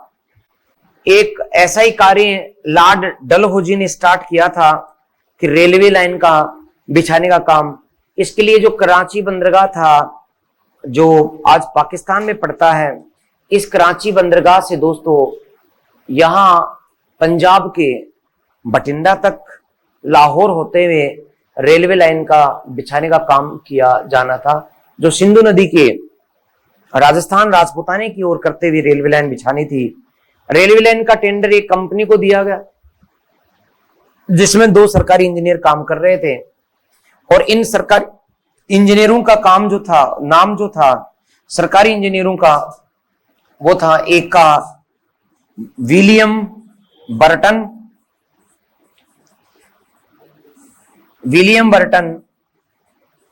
एक और दूसरे का नाम था जॉन बर्टन। तो दो इंजीनियर भाई थे, एक विलियम बर्टन और दूसरा जॉन बर्टन। दोनों बटन भाई जो थे वो इंजीनियर थे। दिक्कत क्या आती है कि रेल की लाइनें बिछाते हैं तो उसके नीचे रेल की पटरियां मिट्टी में नहीं डाल सकते। डाल सकते हैं क्या? उसकी पटरियों के पीछे नीचे पत्थर होने चाहिए, कुछ ठोस होना चाहिए, कंक्रीट होनी चाहिए, या फिर ईंटें तो पक्की पक्की हो। तो ये जब रेल की पटरियां बिछा रहे थे तो इनको ठोस वस्तुओं की जरूरत पड़ी। यहां समस्या नहीं आई क्योंकि ये जो पर्वतमाला है ये पास में थी तो पत्थर मिलते चले गए। दिक्कत यहां जाकर के इनको आई, 6 किलोमीटर की पटरियां का निर्माण बाकी था। तब इन्होंने लोगों को लालच दिया कि कोई भी ईंट या पत्थर लेकर के आएगा, एक ईंट या एक पत्थर का अच्छा पैसा आपको दिया जाएगा। अब जैसे उस जमाने में जब 5 पैसे पूरे दिन की मजदूरी होती थी, यानी आज के 500 रुपए के बराबर, तब इन्होंने 1 पैसा प्रति ईंट देना स्वीकार किया। यानी कोई 5 ईंट ले आएगा तो उसको 500 रुपए देंगे। समझ रहे हो? आज की तुलना में आप ऐसी सोचो इसको कि कोई 5 ईंट या 5 पत्थर लाएगा तो 500 रुपए देंगे। आप बताओ लोग लेके जाएंगे कि नहीं? लेके जाएंगे। 1 ईंट के 100 रुपए लोग चोरी कर करके ले आए और शाम तक जो है ना लाखों ईंटें इकट्ठी कर दें। आप ये घोषणा करके बताओ कि कोई भी 1 ईंट लाएगा उसको 100 रुपए दिए जाएंगे। आपके पास में वास्तव में इतनी ईंटें बन जाएंगी, लोग बना डालेंगे रात को तो सुबह लेकर के आ जाएंगे। तो इन्होंने कहा, कहते यहाँ के जो लोकल ग्रामीण थे दूसरे दिन ईंटें भर भर करके बैलगाड़ियों में लाने लगे। इन्होंने देखा कि ईंटें जो है वो ताजा तरीन तो नहीं है, ईंटें बहुत प्राचीन है। इनको कोई मतलब नहीं था, ये कोई इतिहासकार नहीं थे, ये कोई सरकारी अधिकारी भी नहीं थे, प्राइवेट कंपनी के 2 अधिकारी थे और ये काम कर रहे थे। लोगों से पूछा और बाद में कुछ पत्थरों की भी व्यवस्था हुई। तो कुछ ईंटों का कुछ पत्थरों का इस्तेमाल करते हुए इन्होंने जो है वो रेलवे लाइन बिछा दी। लेकिन दोनों भाई आपस में रोज चर्चा करते थे कि ये ईंट इतनी मजबूत आई कहां से। और एक नहीं, लोग 3 दिन 4 दिन हो गए बैलगाड़ियां भर भर करके ला रहे हैं, लाए जा रहे हैं, लाए जा रहे हैं। इन लोगों को मना कर दिया कि अब जरूरत नहीं है। फिर जॉन बर्टन ने बताया अपने भाई विलियम को कि ये भारतीय रहते तो कच्चे घरों में, झोंपड़ियों में रहते हैं और बेचने के लिए ईंट रखते हैं, ये बड़ी तेज चीज है। क्या इन भारतीयों को पहले पता था क्या कि हम रेलवे लाइन बिछाएंगे, ईंटों की जरूरत पड़ेगी? जो इन्होंने एकदम तैयार कर रखा था माल, जैसे मांगा फटाक से दे दिया। दोनों को बड़े टेंशन में थे। जब रेलवे लाइन का निर्माण पूरा हुआ तब ये लोगों के पास पहुंचे और उनसे पूछा, बोले रहे वो ईंट लाए थे, कहां से लाए थे? क्या आपने तैयार कर रखी थी? 10 साल पुरानी, 50 साल, बता तो दो। लोगों ने कहा, जी महाराज आप ठहरे ऑफिसर्स, आपको ईंटों की जरूरत थी, हमने आपको दे दी, आपने पैसा दिया, हमने खर्च कर दिया। अब कहीं से भी आए, आपको आम खाने पेट गिनने बात गई। इन्होंने कहा कि पैसे वापस नहीं लूंगा, लेकिन मैं जानना चाहता हूं कि ईंटें आई कहां से। उन्होंने कहा कि ईंटें बताएं, आओ। और उन टिल्लों में इन दोनों भाइयों को भी लेके बोले, देखो हम तो इस टिल्ले को खोद खोद के ला रहे हैं। अब विलियम बर्टन की टेंशन और हो गई कि हिंदुस्तान में कम वक्त रेत के टीले भी ईंटें पैदा करते हैं, यहां पर ये कैसे संभव है? इन्होंने इसके ऊपर एक पूरी की पूरी लंबी चौड़ी रिपोर्ट बना करके ब्रिटिश सरकार को दी। ये बात 1856 की है। इन्होंने यहाँ के लोगों से पूछा कि ये टीला जरूर प्राचीन सभ्यता का है, कौन है, क्या बताओ। अपने यहाँ कहानियां गढ़ने में आप जानते हो दुनिया होशियार है, तो उन्होंने फटाफट जो है लोगों ने बता दिया कि साहब 1000 साल पहले की बात है। पहले 1000 बहुत पुराने मानते थे। अब आप बार बार किताबों में पढ़ोगे कि शुरुआत के जितने भी लेखक थे सिंधु घाटी सभ्यता के, सबने इसको 1000 वर्ष प्राचीन बताया। इन बाबरों का दोष नहीं था, क्योंकि अंग्रेजों को किसी ने 1000 बता दिया, भारतीयों ने। अब इनका दिमाग 1000 के आसपास घूम रहा था, उनको पता ही नहीं था कि ये 5000 साल पुरानी बात है। वो तो 1000 साल पुरानी बात को लेकर के बहुत अचरज कर रहे थे। तो भारतीयों ने बताया कि साहब 1000 साल पहले की बात है। यहाँ एक राजा होता था, उस राजा की एक रानी भी थी। राजाओं की तो रानियां होती हैं। तो रानी बड़ी धर्मनिरपेक्ष वो थी, धर्म पर रहने वाली, धर्मपरायण थी, अपने सतीत्व पर रहती थी। राजा था बदमाश।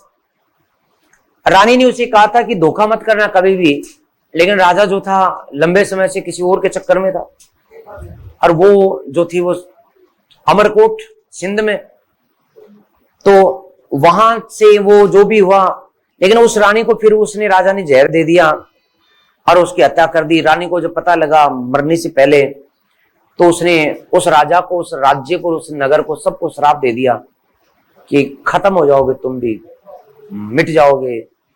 अब ये कहानी सुनी, अंग्रेजों ने लिख दी, जॉन बटन, विलियम बटन, कि साहब ऐसे ऐसे प्राचीन राजा था 1000 साल पुराना, उसका नगर रात को जो है तहस नहस हो गया, मिट्टी में दबा हुआ, आज भी ईंटें निकलती है। अब सबकी निगाह इस कहानी पर चली गई और इस कहानी की इतनी पॉपुलर हो गई कि ये जो जो कनिंघम महोदय थे, इनको फिर आना पड़ा 20 साल बाद। इनका नाम, जिनका अलेक्जेंडर कनिंघम, ये फिर से आए 1873 में, 20 साल बाद। इनको टीले को खुदवाना पड़ा। टीले का इन्होंने आंशिक उत्खनन भी करवाया, लेकिन ईंटों को और सामान को देखकर इन्होंने साफ कहा कि ना तो ये 1000 साल पहले की है, और भी पहले की है। दूसरी बात, किसी राजा की ये जो बातें हैं ये किंवदंतियां हैं, सत्यता नहीं है। और इन्होंने ये भी बताया कि जरूर कोई विदेशी व्यक्ति आया होगा, क्योंकि भारतीय लोगों को तो पक्की ईंटों से घर बनाने की कला का ज्यादा पता नहीं है, यहाँ शासकों ने ऐसा किया है, तो आम व्यक्तियों के घर यहां से मिले, इसलिए ये विदेशी शासक कोई रहा होगा जिसने ये बनवाया होगा। इसकी रिपोर्ट फिर आई गई होगी। 1902 की बात है, 1902 की बात है दोस्तों। भारत में वायसराय हुआ करते थे लॉर्ड कर्जन। इस लॉर्ड कर्जन ने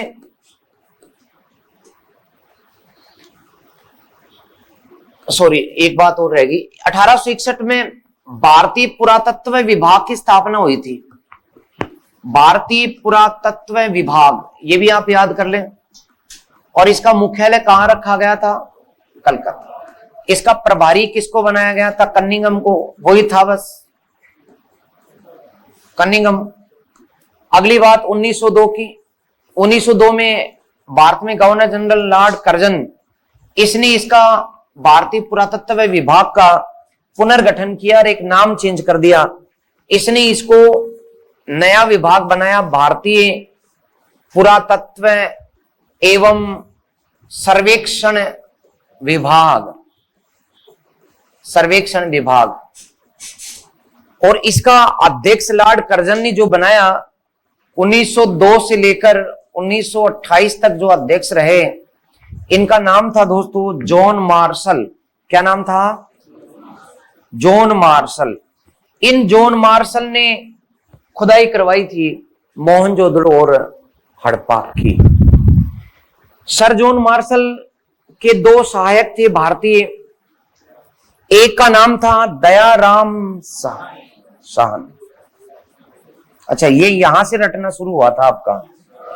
अच्छा, अब जाकर के टॉपिक पर आए। बीच में ऐसे मतलब बिना कड़ी आगे पीछे के जुड़े, बस स्टार्ट हो गया, कोई बात नहीं। दूसरा, अब बताओ। शाबाश। दयाराम के बाद में राखलदास बनर्जी, आरडी बनर्जी, ये दोनों इसके सहायक हुआ करते थे। दयाराम साहनी को सर जॉन मार्शल ने साफ कहा कि तू जा और उत्खनन का कार्य शुरू कर। इन्होंने उत्खनन का कार्य शुरू किया दोस्तों। 1921 में इन्होंने किसकी खुदाई की? हड़प्पा का उत्खनन किया। उत्खनन किया। और राखलदास बनर्जी, इनको मोहनजोदड़ो भेजा गया था। उस जमाने में मोहनजोदड़ो काफी डरावना क्षेत्र था, डरावना। इसलिए मोहनजोदड़ो में एक स्तूप की खुदाई करने गए थे। इसको कहते थे कुषाण कालीन स्तूप। ये भी अपने संस्मरण में लिखते हैं कि एक स्तूप था टीले के ऊपर, और मैं उसको खोदने के लिए गया था, खुदाई की, तो पता लगा कि इतना ऊपर मिट्टी में कड़ा कैसे है। नीचे जब खुदाई हुई तो पता लगा बिल्डिंग है, और बिल्डिंगें पता लगती चली गई। और ये गए थे कुषाण कालीन स्तूप की खुदाई करनी और खोद करके क्या आ गए, किस नगर को, मोहनजोदड़ो नगर निकाल करके आए। इस प्रकार से हमारी सिंधु घाटी सभ्यता का व्यवस्थित उत्खनन स्टार्ट हुआ। कहां तक लिखा दिया था, फटाफट बता दो।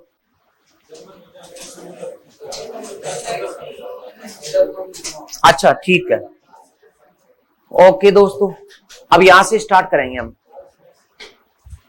लिखे, अब देखो निकल गए ना पेज, मैंने कहा था इस रफ को छोड़ दो। अरे ढंग का रजिस्टर लिया, अब पेज इधर के उधर हो रहे हैं, ये पता ही नहीं लगेगा कि राखल दास बनर्जी पहले आया था या जॉन मार्शल, सब उल्टा सुल्टा हो जाएगा। चलो दोस्तों लिखना स्टार्ट करें। 1826 में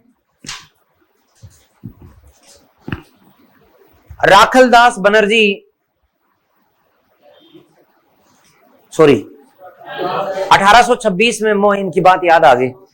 1826 में चार्ल्स मैसेन ने, काट करके करें ठीक, 1826 में चार्ल्स मैसेन ने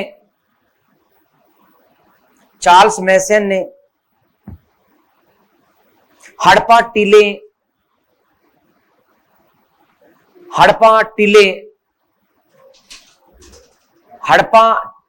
टीला नहीं जानते, दोरा, हाँ दोरा, तो हड़प्पा टीले की खोज करते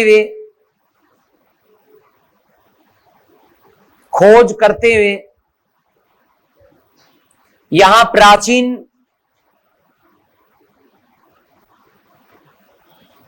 सभ्यता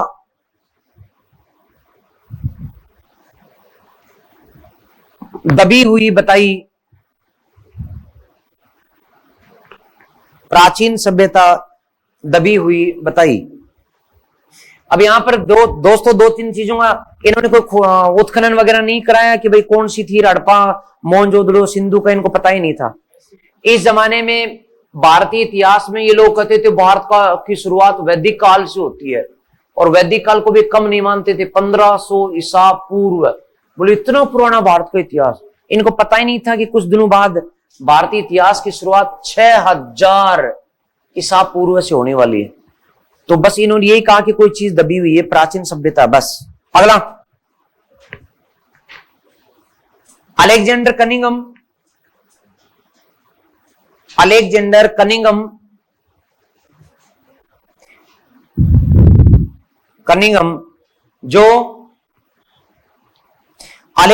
कनिंघम जो एशियाटिक सोसाइटी के अध्यक्ष थे,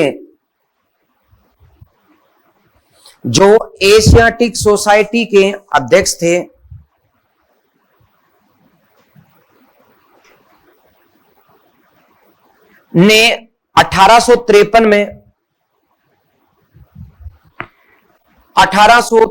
में लाहौर के पास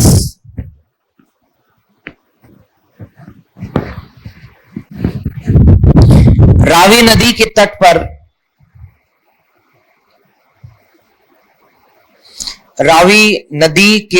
पर हड़प्पा टीले का निरीक्षण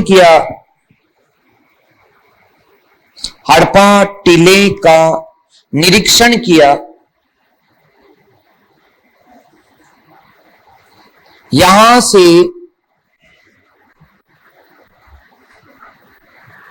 अनेक मोहरें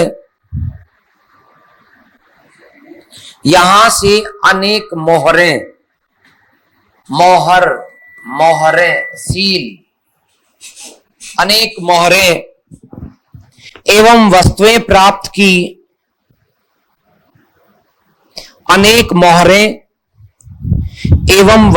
प्राप्त की। इन वस्तुओं को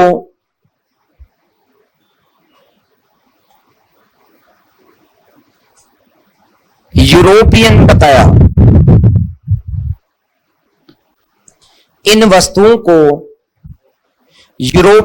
बताया।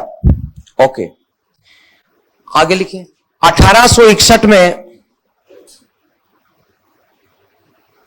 1861 में वायसराय लॉर्ड कैनिंग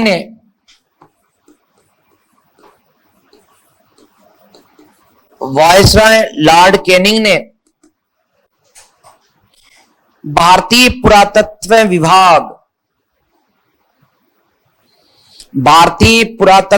विभाग की स्थापना कलकत्ता में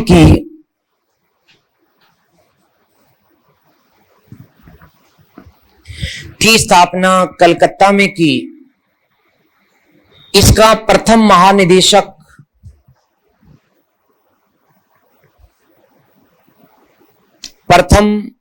महानिदेशक अलेक्जेंडर कनिंघम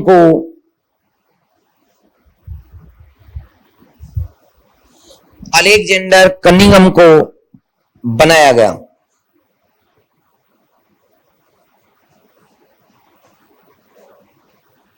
ओके, अगला लिखिए। 1873 में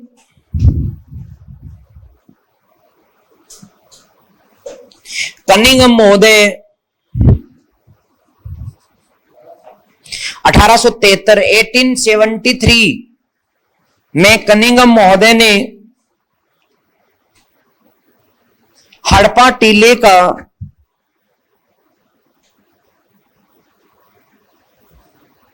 आंशिक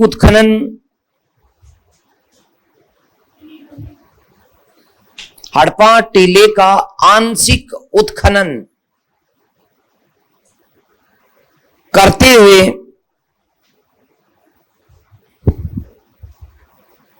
यहां से प्राप्त वस्तुओं को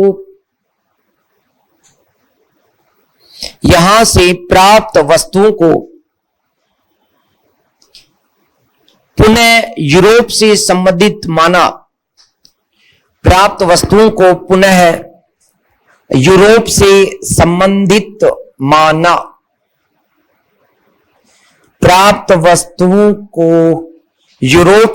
संबंधित माना। ओके, आगे लिखिए। 1902 में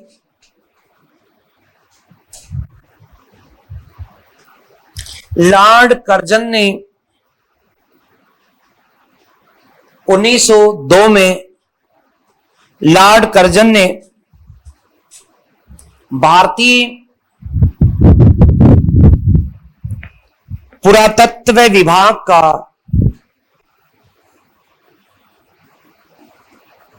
पुनर्गठन किया।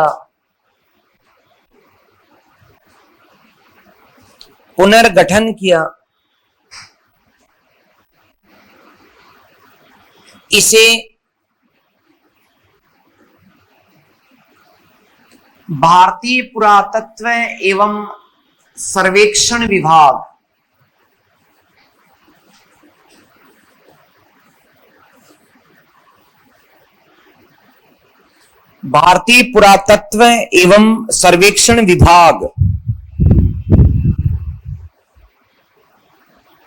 बनाया। जॉन मार्शल को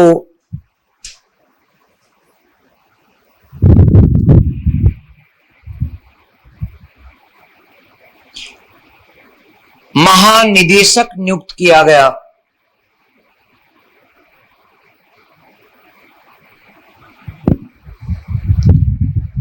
जॉन मार्शल को महानिदेशक नियुक्त किया गया। मार्शल महोदय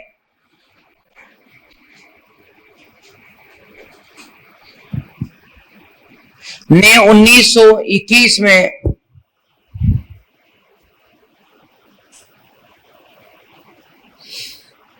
दयाराम साहनी को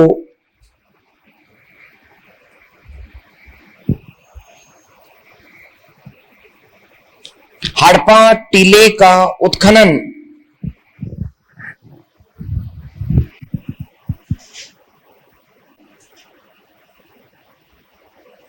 1922 में राखलदास बनर्जी को, कोमा लगा के लिख देना, 1922 में राखलदास बनर्जी को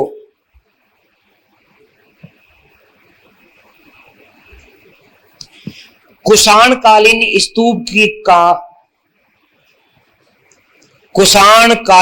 स्तूप का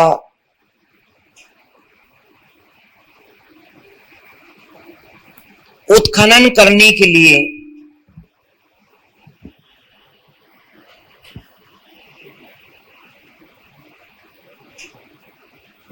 नियुक्त किया।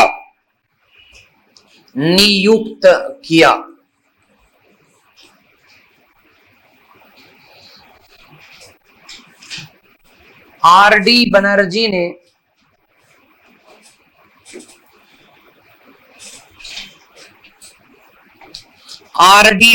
ने सिंध के लरकाना जिले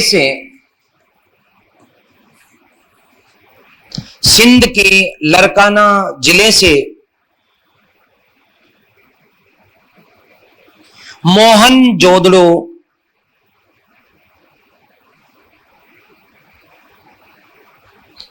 का उत्खनन किया। ओके, तो ये थी बात आज की अपनी खोज की। तो अब तो लग रहा है कि लिखा है, पहले समझाने में आज अपने को फिर टाइम लगा। कल से जो है आप पटरी पे आ जाओगे। कैसे? आप यूं भी कह सकते साहब हम तो पटरी पर ही हैं, उतरे ही नहीं थे। नहीं, कारण क्या था कि राखलदास बनर्जी, दयाराम साहनी, यहां से विद्यार्थियों का थोड़ा थोड़ा पढ़ा से आएगा। हालांकि ये कोई नहीं पढ़ाता कि भारतीय पुरातत्व विभाग भी बना था क्या। प्रश्न आते हैं किसको? प्रथम महानिदेशक है ना, सहयोग दिया, बस ये याद रखो। जनक कैसे कहे, वो बनाने वाला तो मालिक ही होगा। तो प्यारे दोस्तों, रोज का रोज थोड़ा थोड़ा जो मैं पढ़ाता हूं पढ़ लिया करो। बाद में बहुत भारी होने वाला ये बंडल है, इतिहास है ये। आज का जो मैंने पढ़ाया, इतनी कहानियां आपको सुनाई, इधर हुआ उधर हुआ, आज याद रहेंगे। आज आकर की जो पढ़ लेगा ना उसके तो फिट बैठेगा। और जो ये सोचता है कि 5 दिन बाद में पढ़ करके एक साथ सब फिट बिठा लूंगा, उसको कभी भी बैठने वाला ही नहीं है। फिट तो क्या, विदाउट फिट भी नहीं बैठेगा। और फिर वो उसको बोलना है, और फिर उसको ये कहना होगा कि यार और तो सब ठीक था। एक हमारे कोई हिस्ट्री वाले गुरुजी आते थे, उन्होंने ढंग से पढ़ाया ही नहीं, याद ही नहीं है। लेकिन मैं रोज बताता हूं तब याद होता है। मेरा याद तभी रहेगा जब रोज पढ़ोगे। ओके दोस्तों, नमस्कार।